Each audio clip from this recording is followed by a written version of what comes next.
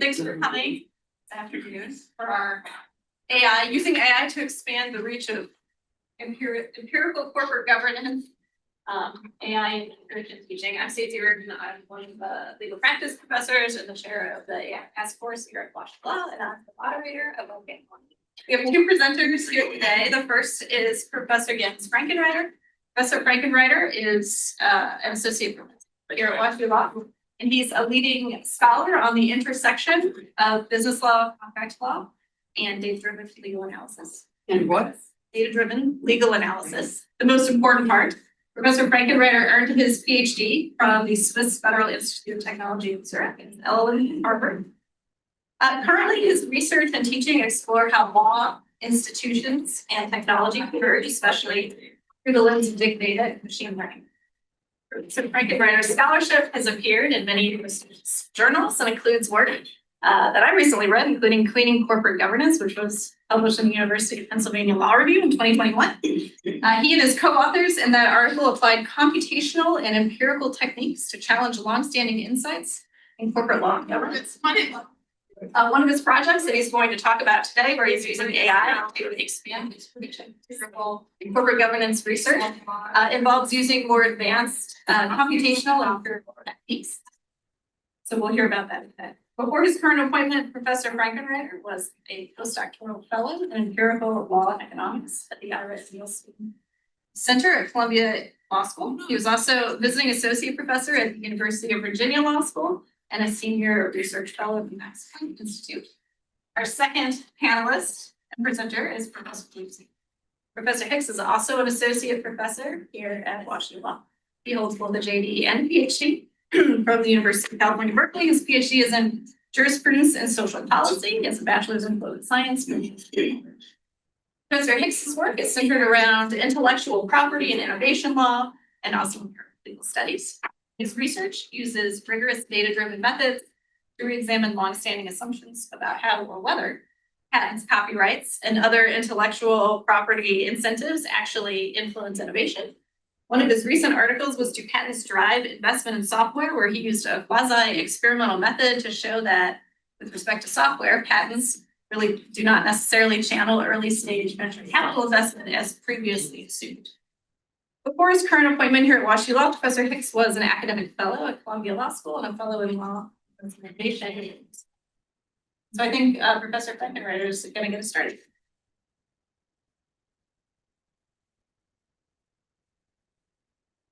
Yeah, thanks so much for being here. When we talk about the panel, we noticed one thing very quick, like there's not one way in which AI influences our work. There's many different ways, and you will see in a way, like in just getting James and me here in one presentation, the range of different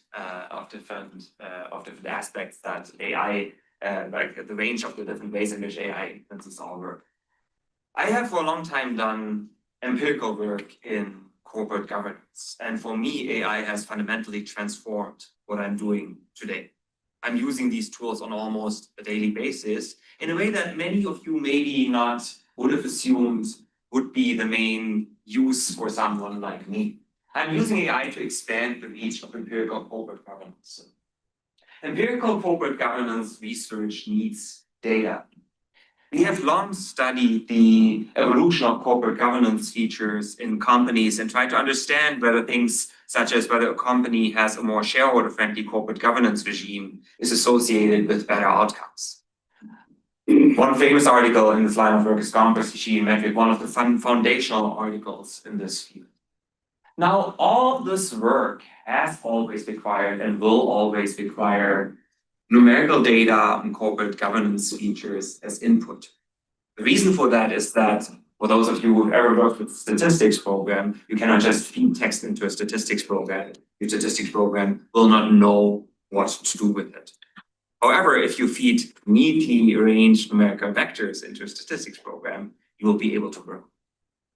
Now, we have, of course, had data for this line of work for decades, but we have traditionally obtained it through a translation exercise. Somebody needed to read the text of the corporate charters and bylaws and board resolutions that these features are, like, through which these features are determined, and translate them into the numerical data that we have used.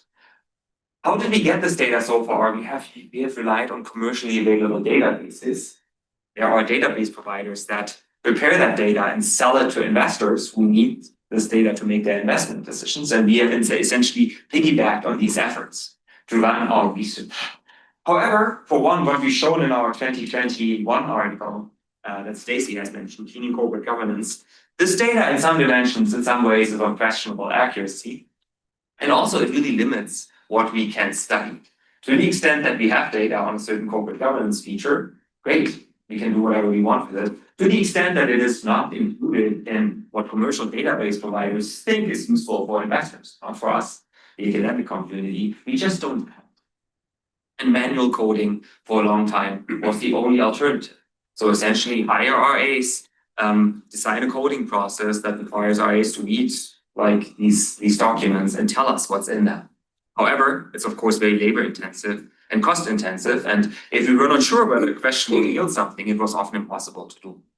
And what I'm doing and what I'm working a lot on, essentially half my work at this point, is to use novel AI tools to extract legally relevant information from corporate governance documents. All these documents are available, in my case, on the SEC's website. I can download them, but the big challenge so far was somebody needed to read them. And I found out that actually tools like ChatGPT are the missing piece of the puzzle that we needed to fully automate this process. So what can we do with it? One thing that I studied is the adoption of novel officer-facing waivers in Delaware after a 2022 reform that allowed Delaware for the first time to do that. This is the first time that I started experimenting with this kind of work, and I found that ChatGPT, like contrary to my expectations, needed a very simple prompt and like was able to produce almost perfect data. I basically just asked it to read a corporate charter and determine if it contains a 102B7 waiver, and then answer in a somewhat structured form. I have since tweaked these types of prompts a lot, and like by now I can extract features on many more dimensions from these documents than before. So what can you do with it? You can, for example, study whether companies post that reform have adopted the waiver to an extent that those advocating for the reform have predicted at the time that the reform was enacted. And what we found here, and this is like at first this was an all insight, nobody had known that, much fewer companies than we had expected to adopt this reform have done so. Without AI, it would have been very very labor intensive to get to that. The other thing that I'm doing, I'm studying the effect of a Delaware reform in 2015 that banned fee shifting on the adoption of these fee shifting provisions across jurisdictions. Nobody talks about spillover effects in corporate law. Yet what I find is that after this reform was adopted in Delaware, corporations everywhere stopped adopting these provisions. Again, a novel insight that before this data became available, nobody could have studied because we just didn't have that data. The bigger project that I'm working on is a comprehensive open source data set that hopefully powers the new generation of corporate governance research. In a couple of papers and a couple of data sets that I will make available separately, I plan to put out the infrastructure, not only for me to put out data sets that others can use, but also necessary validation data sets that others can use to develop their own extraction routines with the help of these models. And that hopefully at some point in the future, we will have better, more comprehensive, and more up-to-date data that is maintained by a community of researchers that can do so and can maintain the transparency of the field, and hopefully thereby also democratize research, because different from commercially available data sets that cost thousands of dollars for researchers to access, these open source data sets will be free for everyone. That's what I'm doing, and I'm happy to talk more about that in the Q&A and during the discussion on this event.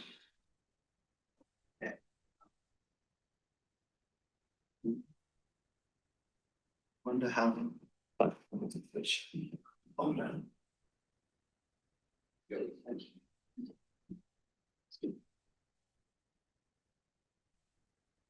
That's going on. Okay, great. Hello, everyone. It's really great to be talking to you today about copyright law and AI. So, our prompt, as it were, for this panel was to talk about AI and research and AI and teaching, rather than bore you with a long discussion of how we grade exams in the modern age. I thought it'd be more interesting to talk about something substantive, which I teach, which is copyright law. And AI is everywhere in copyright law at the moment. If you go to a conference, either practitioners or academics, I go to both, 3/4 of the conversations, 3/4 of the papers are about AI. It is transforming this field and in ways that we don't yet know how. So today I want to talk to you about what I see as the three kind of big problems that we have that will help structure the way that we think about how copyright engages with this new technology. The first is training. These three problems kind of map the AI pipeline to some degree, right? So I think by this point, most of you know that to create a functioning AI tool, you need lots and lots of training data, right? You need to show the algorithm examples so that it can learn patterns or relationships between text, between words, and it can produce useful answers to your prompts. This means you need masses and masses of data. And if you want your AI tool to be any good, you want data that is interesting and useful and that people find relevant in the world, which probably means you want copyrighted works. So this becomes a problem, right? Is the ingestion of millions and millions of copyrighted works for use in training LLMs permissible under the copyright statute? On the face of it, the answer should be no. Right? You're taking copyrighted works, you are copying them, problem number one. You're doing things with them, which can often be problem number two, often though not always. So it seems like this is a kind of prima facie case of massive. But there is an escape valve in copyright law. There always has been, and it's called fair use. Right? We think that there are some things that alleged infringers can do that while on the face of it, violations of the copyright statute, we're going to excuse because we think that they are valuable, transformative uses of the work. So this is question one. Is the ingestion and training of millions of copyrighted works to train your model a fair use? And if so, not a copyright infringement. This is the area on which we have the most developed case law, and when I say most developed, we have three opinions so far. So not very developed, right? This is a really interesting open area, but I see many of my IP students in the room, right? This comes up all the time. And there are a couple of kind of interesting features to these decisions which push in different directions, right?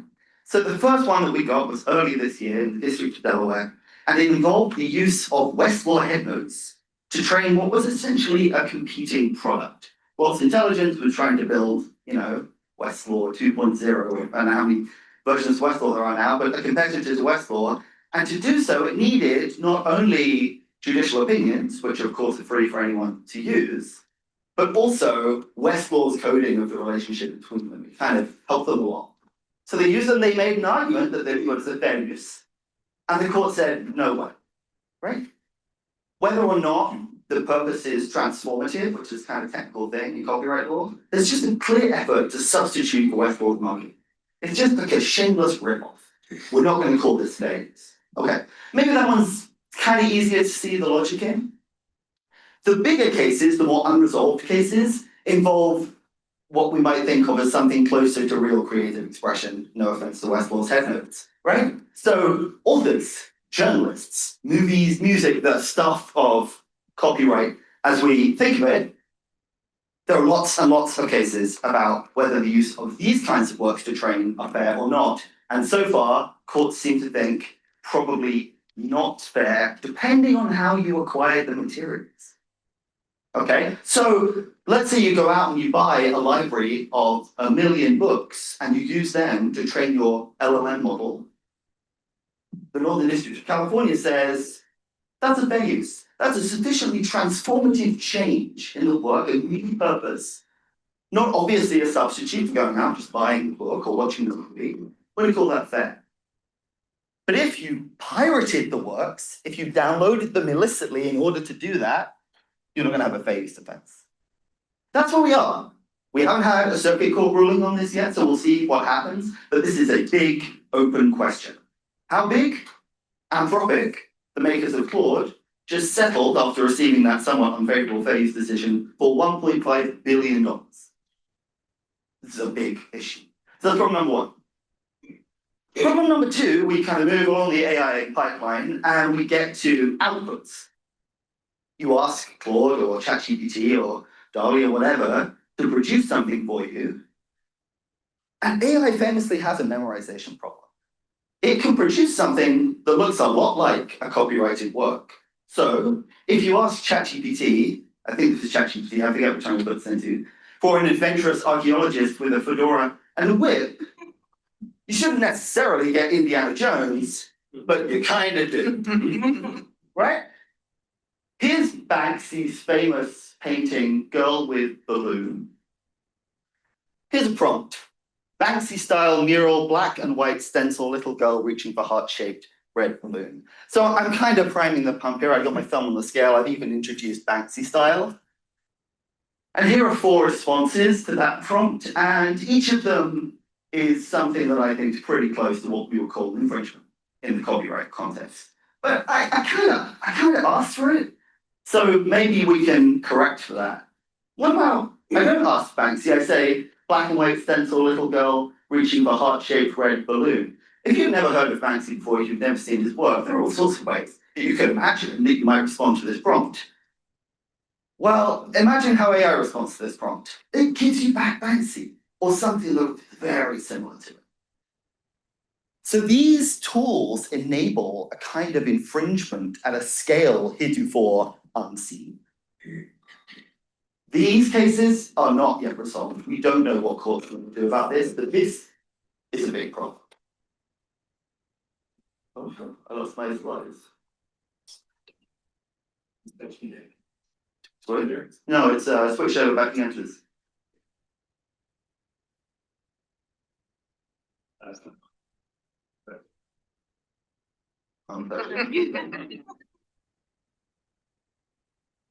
Okay, I'll keep talking while I'll fix the slides.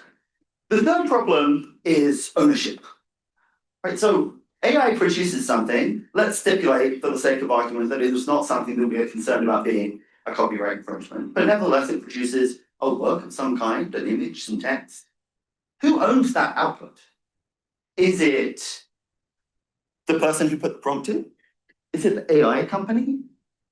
Is it the person who owns the computer on which the AI company's tool is running? Is it no one? Wait, oh. I'm still getting sick. Okay, thanks. So this is kind of a long problem in copyright, and it's illustrated by, if I could show you my picture. It's illustrated by Naruto, the black-crested macaque. So it's kind of a famous and like somewhat trivial copyright case, but it helps to illustrate the problem here. Naruto was with a band of his monkey friends somewhere in Indonesia, and a famous wildlife photographer were trying to capture pictures of them, in their sort of natural setting without any human interference. He spent time with the monkeys, getting to know them so they would be comfortable with his presence, and then he put essentially like photo traps around and backed off. Naruto found one of these, picked up the button, and started taking selfies. Naruto took this picture. I think he's quite good. Who owns this photo? Now, you might say, well, the photographer did some work to kind of set the scene, but in copyright, we really disfavor that kind of labor type argument. We want to know that you made creative choices. You didn't just set the thing up. So maybe it's not the wildlife photographer, but can it be Naruto? Right, we have this principle that creativity is a human endeavor, right? And that only humans can therefore be the owners of copyrighted works. Peter brought a case trying to get standing for Naruto. Their lawyers ended up being sanctioned for the frivolity of the case. Well, maybe that's bad, maybe that's not. Maybe we'll have a review about animals in 2 years. But for now, at least, the Naruto case gets thrown out. But it does help to illustrate what is now a real problem in the AI landscape. So here is Zarya of the Dawn, a comic book created by Christina Kashtanova. Casanova wrote the words, I guess, the sort of story, and then fed it into Midjourney and said, generate me pictures to accompany this story. It did. We get a comic book. Casanova submits it to the Copyright Office for registration and is denied, at least to the extent of the images, on the basis that she didn't make them. These were all developed by computers, by AI tools, and those are not eligible to own copyrights. What about if you do a little bit of editing, says Casanova? So here's the picture that was generated by Midjourney on the left. Here is some photoshopping. So Casanova's kind of like tweaked the shape of the lips, maybe some of the background colors. Not huge edits, but has done some photoshopping. Does this bring sufficient creativity such that we might think Casanova is the owner of a copyrighted image? The Copyright Office says no. Now, the Copyright Office isn't the final word on this. Courts can weigh in too, and we'll see what happens. But so far, there appears to be a very, very strong push against the idea of AI ownership of creative works. But what does that mean in a world where increasingly works are at least partially, if not entirely, AI generated? Three big problems. I'll leave it there, and that's it. So we'll take questions from all of you, but I'll go ahead and just go off with a question. See if we formulated any. So, Professor Frankenreiter, going back to what you've spoken about with your data sets, in reading your Pennsylvania Law Review article on clean corporate governance, one sentence sort of jumped out at me. It says, turning corporate governance text into quantitative data is a big ask. It requires nuanced domain knowledge, legal judgment, and familiarity with broader principles of law regulation. Non-lawyers, by definition, possess fewer of those skills. So, yeah, you did this pre LLMs. So, has your view changed? It has not.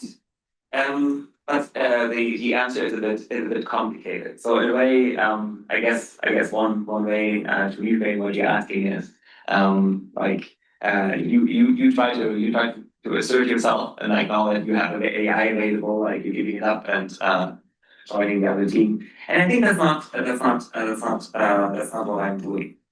The reason why we pushed for lawyers to be involved in the process of creating AI is that we don't really know where the data that the commercial database providers put out there comes from.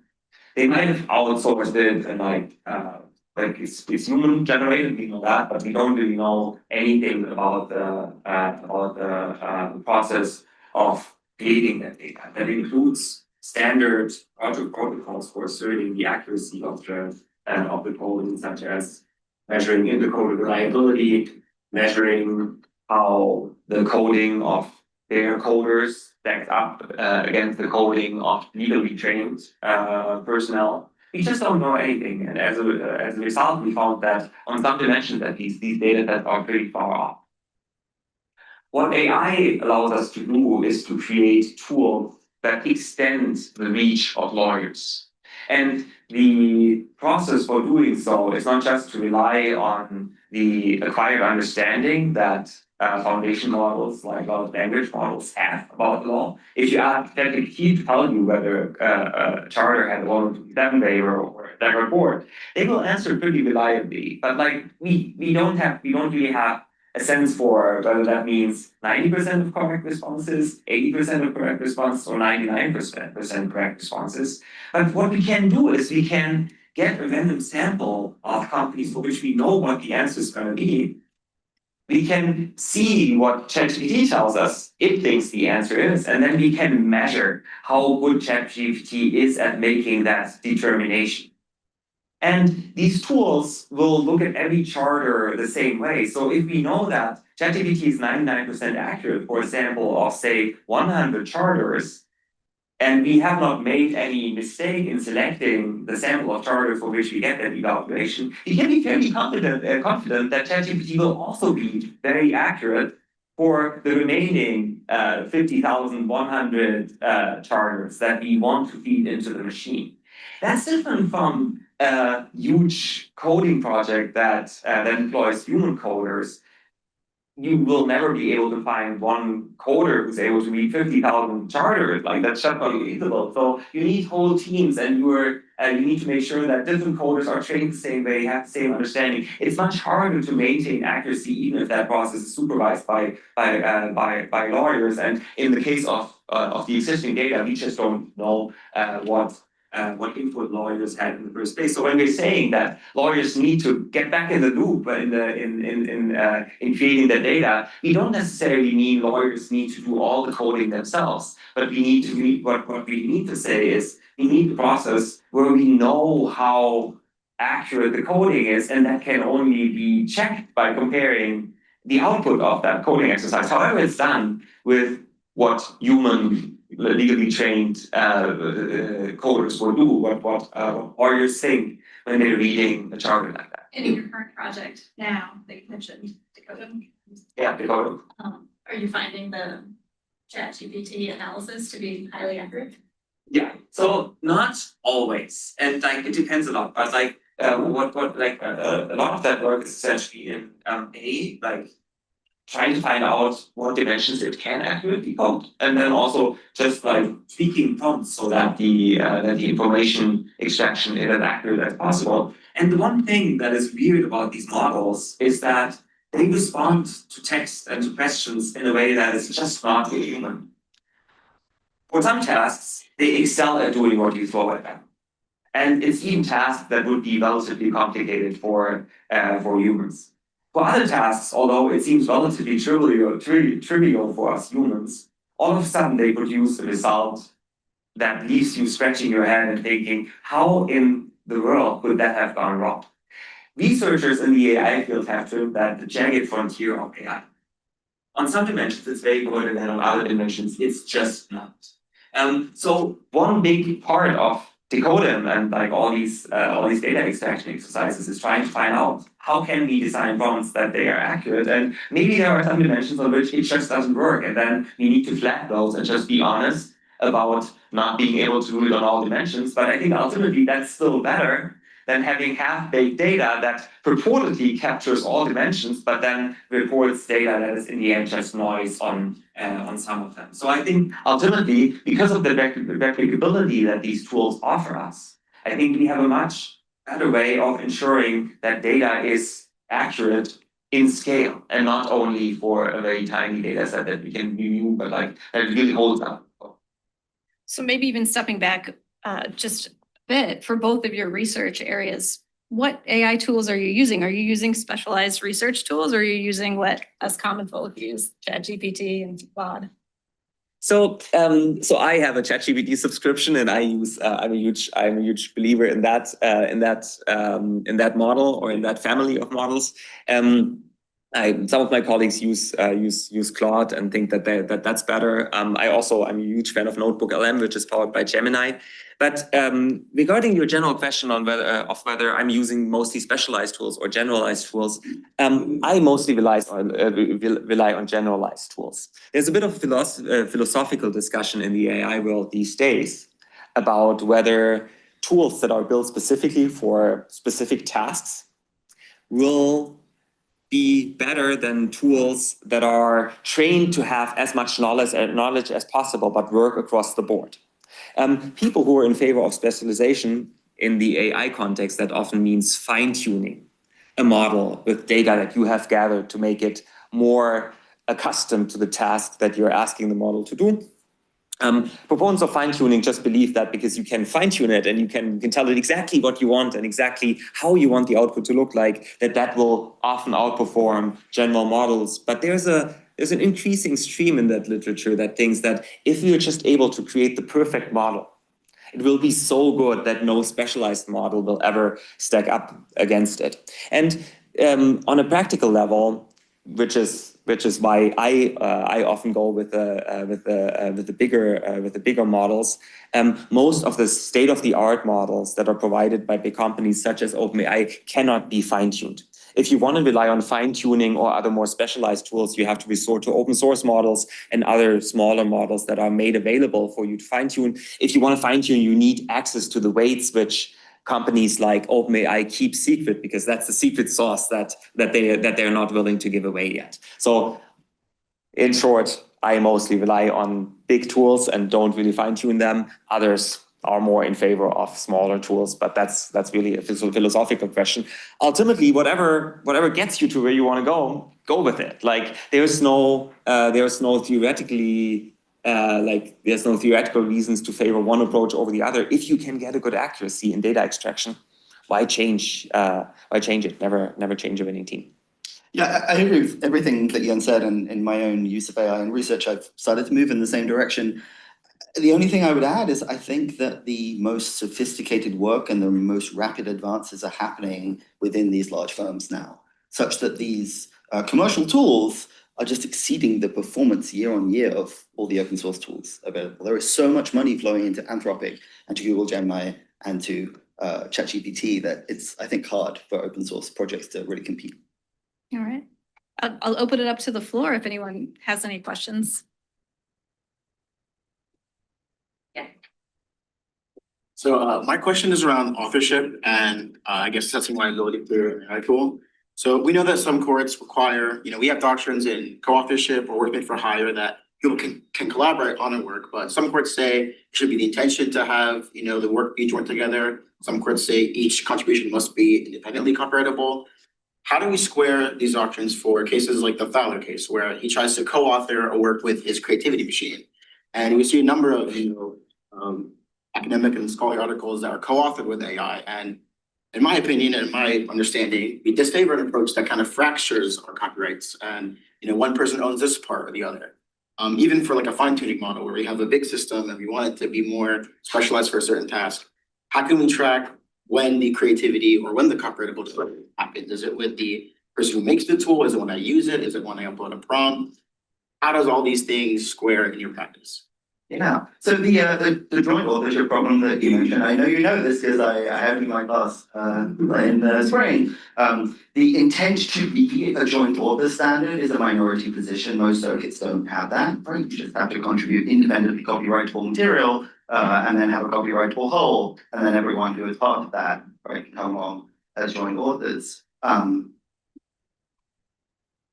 You still, in most places, have to make an independently copyrightable contribution, which is subject to all of our other requirements, right? So it doesn't really solve the problem as a formal matter. We'll just get back to your question at the end.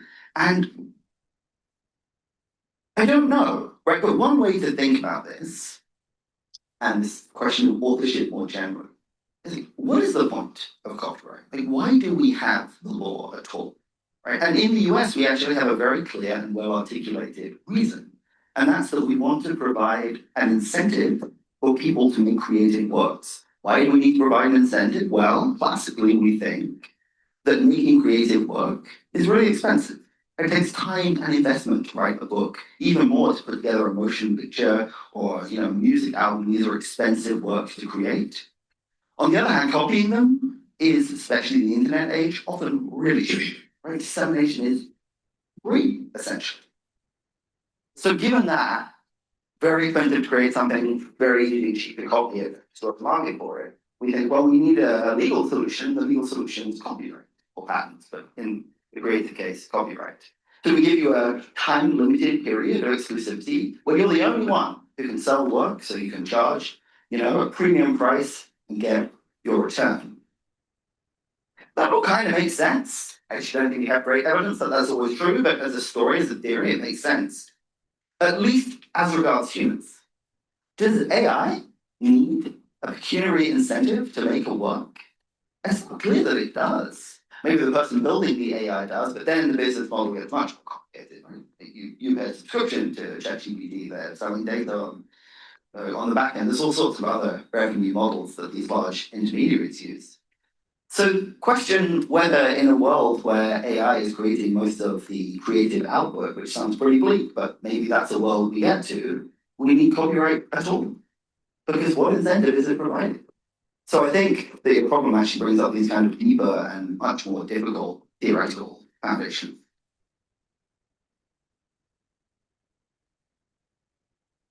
Thank you so much for your presentation, really interesting. I have a question for both of you. First for James, a student has brought to my attention that you can now petition Claude and other AI sources for compensation for your copyrighted works that are used in to develop these large language models. We're not talking of enormous amounts of money, but in my case, $15,000, I can petition, go through the process of petitioning and getting payment for this. No, it's actually not that bad, and in fact, we are thinking about letting all the law faculty know, because there could be money to be made here, but my question for you is, what do you know about that process? And is that an effort to make an end run around sort of New York Times versus OpenAI type cases? And Yeah. if so, are we being, is this the time to grab the money? Because Congress is gonna pass a law protecting, these large language models anyway, we must get the money now, so that's the question for you. And then for Jens, the question is, what's the mechanics of what you do? You go onto the SEC website, download all those documents, and then upload them into ChatGPT, and then enter your prompt, and then you have to then output a data set, and how does that, so it's a mechanics. Okay, so I'll go first on the Anthropic questions. It's actually related to the suit that I just mentioned. So Anthropic was being sued by a large coalition of authors. In June, Northern District of California held that with respect to the non-pirated works, they had a fair use defense, but with respect to the pirated work that they downloaded from all sorts of, what we formerly would have called torrent sites, now just general pirate sites, there was no fair use defense. So Anthropic was staring down the barrel of a trial in which they had no viable defense to mass infringement. Copyright subjects them to enormous statutory damages. So they agreed to a settlement. They put 1.5 billion into the settlement fund. Authors whose work had been ingested could come forward and make a claim. So one of the things, there are two, I think, things that are really interesting about the settlement. One is that Anthropic didn't get much out of it. It was all backwards looking, no immunity for future infringement through its relation to the class. They didn't settle the issue of infringing outputs at all. It was only related to infringing training inputs, which is very, very narrow for a huge amount of money, right? That just shows how heavy the copyright remedy can be if you infringe at scale.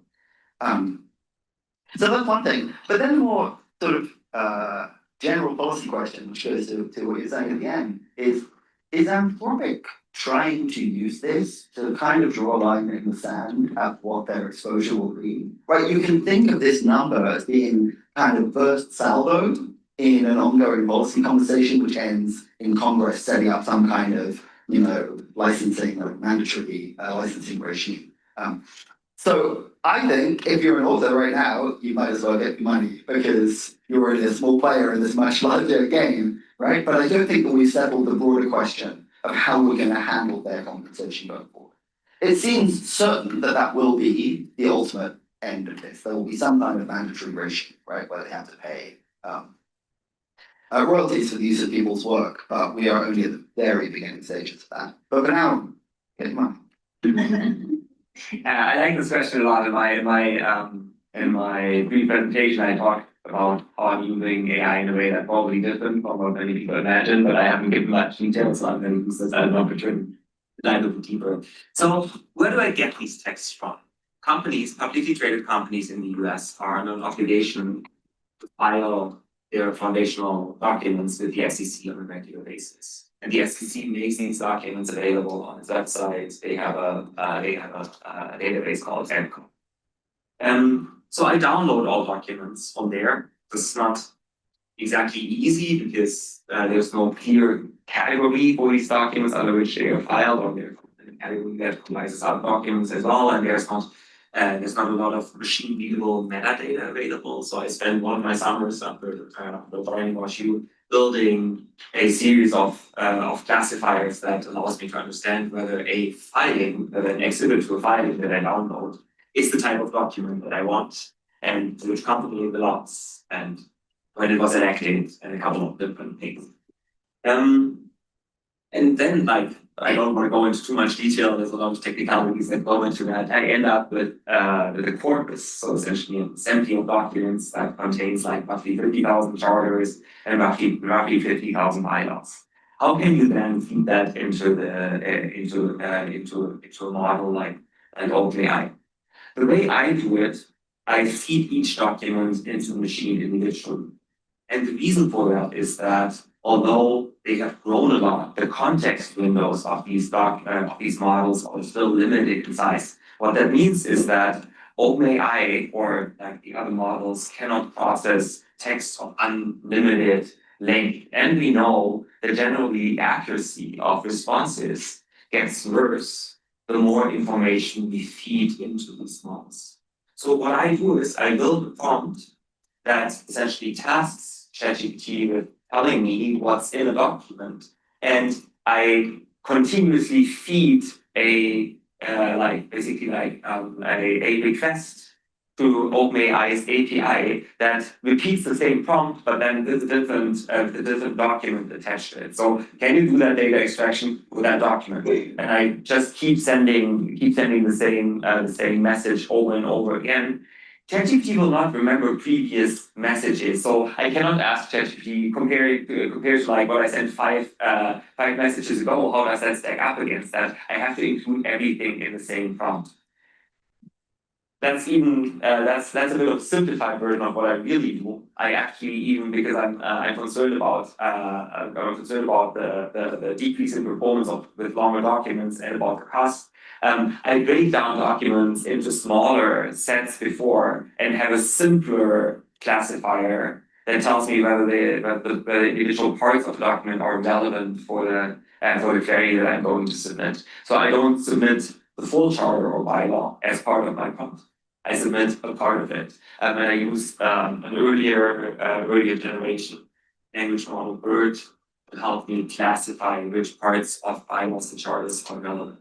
But in the end, I use the API. I don't use the chat interface that most people interact with when they're using ChatGPT that would be burdensome. I communicate with the OpenAI service directly. I have a prompt that consists of instructions and then the text of the document that I want the extraction from which I want data to be extracted, and then I instruct ChatGPT to return information in a structured form. So not in text format, because that would be again hard to read, but in the form of so-called JSON file, which is a structured a way to structure information in the context of a text file, and have been trained and built to return these JSONs reliably. So they know that quite a number of people do the kind of work that I'm doing, like not using it to chat with it, but using it to distill information from larger documents. And they have built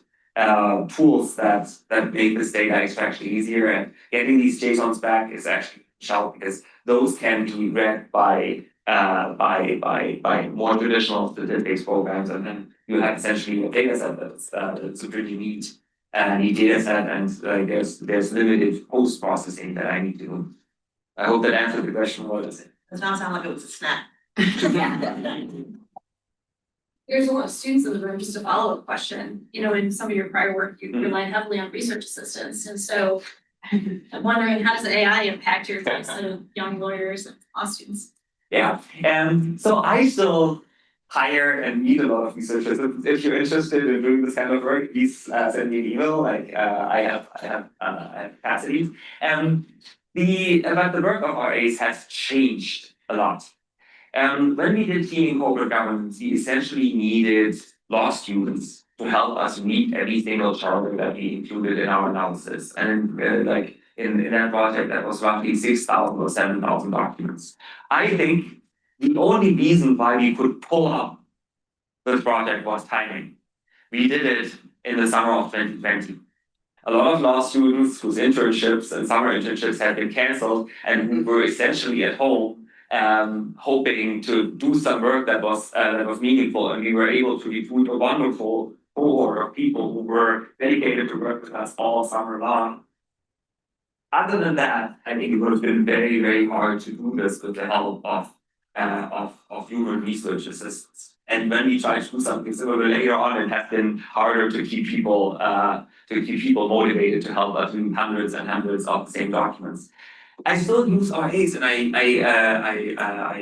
use them for this project, but their responsibilities have shifted. Instead of helping me read all the charters, I I asked him to help me putting together validation data sets that I can then use to measure the accuracy of what I'm doing with ChatGPT. Now, luckily for law students, this means that instead of having to be thousands of charters, they have to be only, say, 100. But I asked them to read them really, really closely because ultimately the accuracy of my validation exercise will depend on this validation data being really, really high quality. So I really sit down with them and talk with them through the various types of provisions that I want them to capture. And if they have questions, I'm trying to be as open as possible, like to discuss this stuff with them, because this is not mass production anymore. This is bespoke production of data set that's as high quality as possible. So I think the life of my research assistant, I think hopefully has changed. I won't tell them today. If you know something, you can ask them whether that's actually true. But I think that we will not run out of work for research assistants. It's just different from what it looked like before. It's good. Questions. One is for, sorry, I don't know your name, sorry, I'm a visitor, but, I guess one of the first things I previously worked at an AI company, and one of the things we paid a lot of attention to because we were global was what was coming out of the EU, because they tend to be more forward-leaning when it comes to things like tech regulation, thinking about GDPR. So can you share a little bit about how, the EU might be looking at issues of copyright and fair use and how that could impact rulings and, even just kind of de facto how people start to operate in the US? So actually, I may even hand this over to Jens, because Jens, I think, is more plugged into the European landscape than I am. The answer is that I'm not an expert on the GDPR or the EU's moves in this area, except that I will say no regulator knows what to do yet. Everyone is grasping around for answers to this problem because, I mean, it's somewhat intractable, right? We don't want to kill the development of these tools in their infancy, right? There are clearly huge benefits that we can get out of them, right? But I think that regulators, based on past performance, are going to take different approaches to how heavy-handed they want to be about managing the development. My guess would be, and again, a non-technical view, my guess would be that the EU is going to take a firmer hand on manage the development. But Jens, you know more about this area than I do. Yeah, I mean, the EU has been forward with aggressive regulation in that space. I once was involved in a project that included co-authors in Europe. They were afraid that even in the context of an academic project, they would bump up against some rules in that regulation. So we spent 4 weeks trying to find out whether an academic project like the one that you're running would be implicated by this the name is AI regulation. They are a lot more heavy-handed, but at the moment, like the main regulatory toolkit that they're using is transparency and disclosure. That said, I think the disclosure obligations that they have come up with, I'm not an expert in this area either. I just remember the discussions seem to be really far-reaching. And there's a real question about whether that will make it much harder for US-based companies to compete. Ultimately, the EU has always taken a regulatory approach that is at least taking into account potential extraterritorial effects. Like if you're a US website that operates in the EU and targets EU customers, the EU has not been afraid to impose their data privacy law on you. I don't think that the EU will go as far as requiring a US-based developer of AI tools to disclose as much as they would require a developer of AI tools to disclose. For that, I think they just risk shutting off ChatGPT.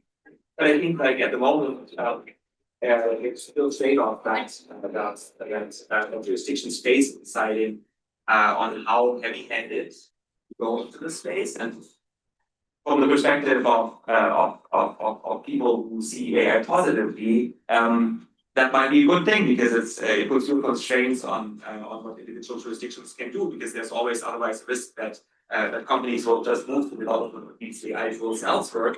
If you think that guardrails are a good thing, you might be concerned about that, because it sounds a lot like what might be happening here is a race to the bottom. Where we are in this world, we don't know. I think the time will tell, but it's too early to say where we're headed and what the landscape looks like in a couple of months.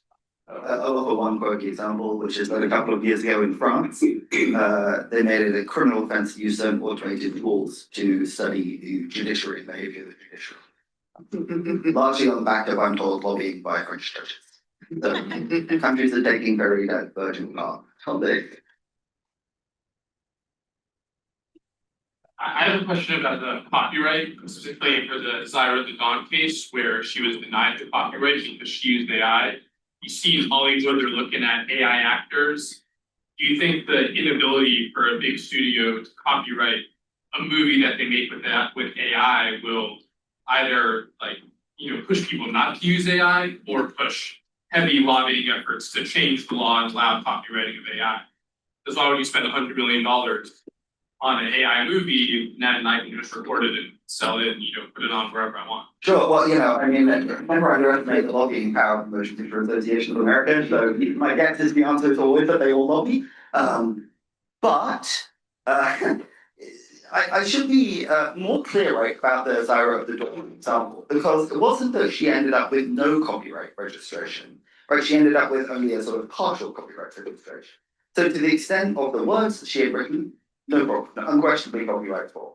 The particular selection and arrangement of the components that have been generated by the also copyrightable, relatively thin, but there's something there. Right, so there's some kind of copyright, which just the individual images themselves, in that case, that the office wouldn't grant a registration for.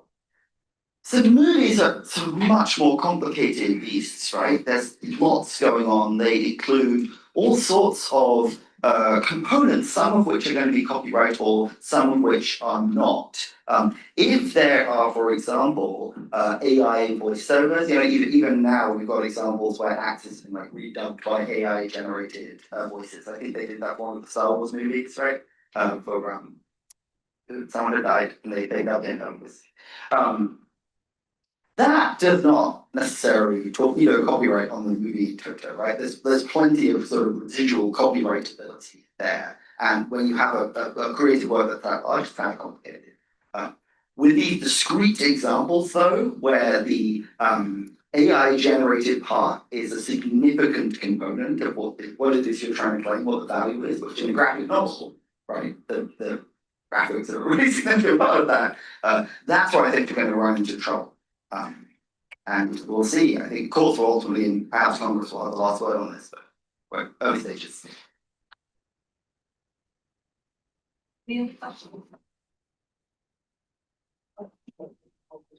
It's more about, you mentioned not using sort of respond to moms.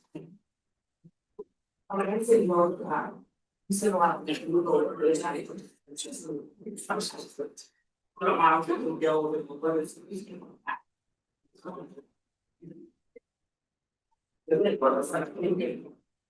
some of that feeds into how they want to and so if you that happens, Yeah.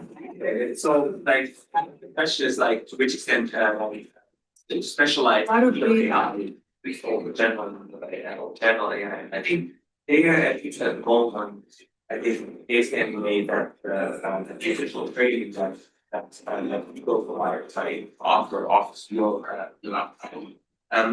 I haven't used these tools all that much myself, so I can't really like offer adding value. But we know that ChatGPT sometimes struggles with things like hallucinations, which are particularly problematic in the context of something like the law, where authoritative sources have a meaning to them that is not necessarily just apparent from the text. We all know these early cases where attorneys submitted briefs that included sources that did not really exist. And I think at the moment, building tools that are particularly designed to avoid these pitfalls, I think offers a real advantage. Similarly, you can fine-tune models so that they use the type of text that we need as far as for the time being, there's definitely some added value. Whether at the moment that this all-encompassing universal tool that can do everything perfectly well comes around, these tools will still have advantages over this perfect tool. We don't know, but that's in a way like speculation. I guess some hardcore adherents of this view that the universal model will treat everything, probably say once we are there, these AIs will everything more. But there is other that even then there might be other considerations of example, for example, confidentiality, which might not be to maintain the big tool than it is with small tools, sure. So there's definitely value, at least in some applications for smaller, fine-tuned, specialized models.